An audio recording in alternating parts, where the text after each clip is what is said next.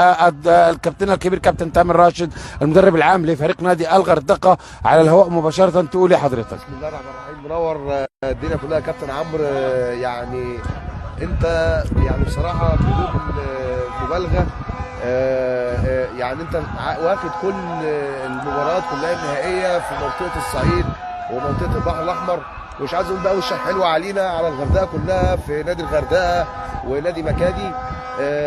برحب بيك طبعا في حبيبي بيتك واهلك واصحابك كلكم اخواتك، لانك ليك معزه خاصه عندنا هنا. حبيبي يا كابتن، ادبك واحترامك وذوقك، واعلامي قدير كبير حبيبي، محدش يقدر يشكل نابض في الكلام. تقدر بتدير اي مباراه بلباقه، وبنبقى مستمتعين بيك على الهواء في كل مباراه. حبيبي شكرا. بننور في الغردقه وبننور في البحر الاحمر كله. شكرا. بنبارك طبعا اكيد لنادي الغردقه ولنادي مكادي ونادي الغردقه برضه من 20 يوم طبعا سعادنا برضه، وكلنا في نادي الغردقه. ونبارك للحاج احمد الصحيفي الجندي المجهول، لان انا كنت متواجد معاه في الجونه، كنت بلعب في الجونه وعارف قد ايه هو بيعمل مجهود جبار وبيعمل شغل كبير.